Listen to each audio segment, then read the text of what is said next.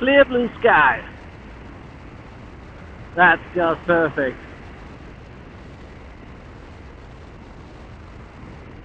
I've been missed that we have had rain for, I don't know, all of May seems to just been pouring down.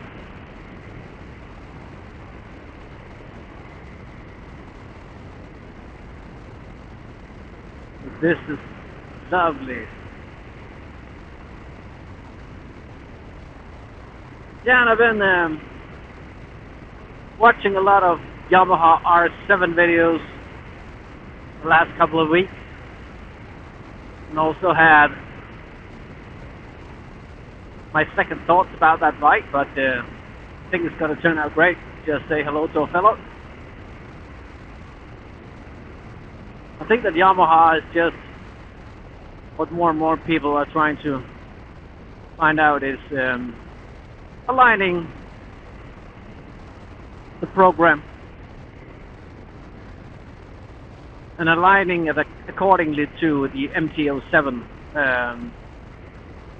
line of engines. So the R7 has the engine of the MT-07 and so on and so on.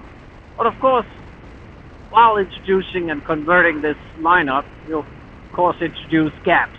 So everyone is wondering, when does the R9 come out? And what to do about the jump from an R7 to an M1? That's just huge. But let's see. Hopefully the R9 is going to fill that gap pretty neat.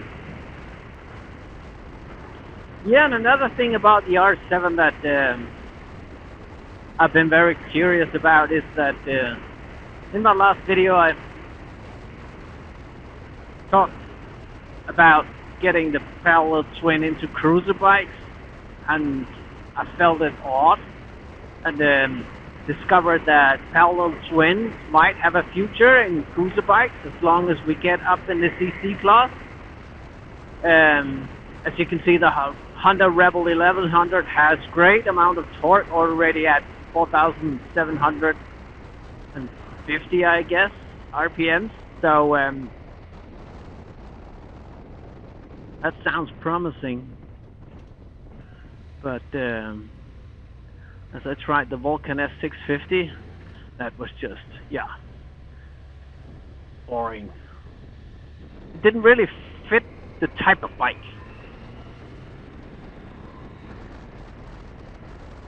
So, and now the R7 is also with a parallel twin, so yeah, I might make a video about some ideas why parallel twins now also get into, yeah, super sports.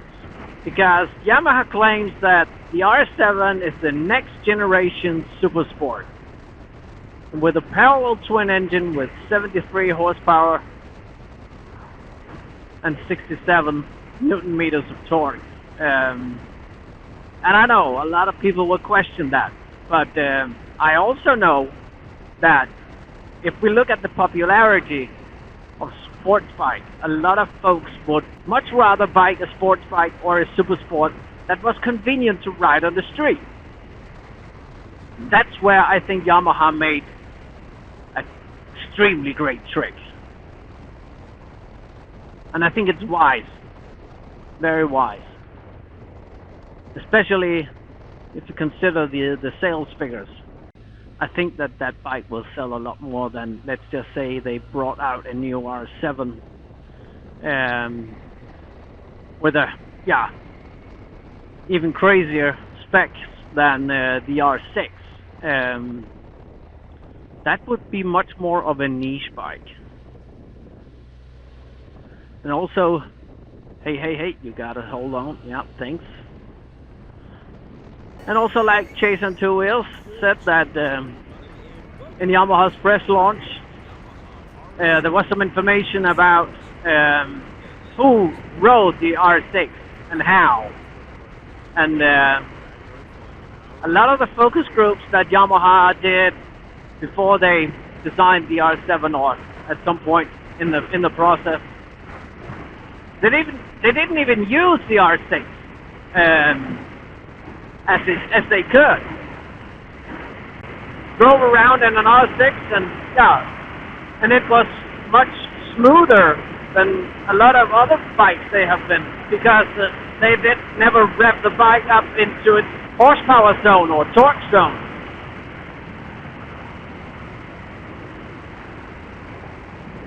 And I think that's where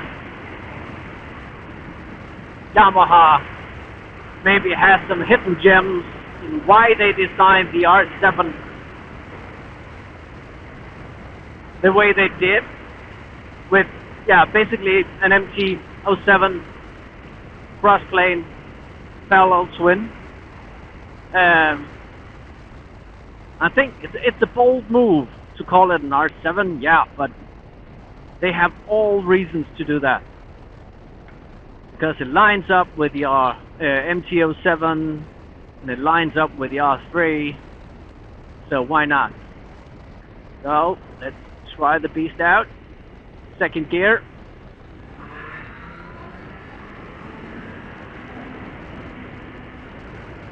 Woohoo!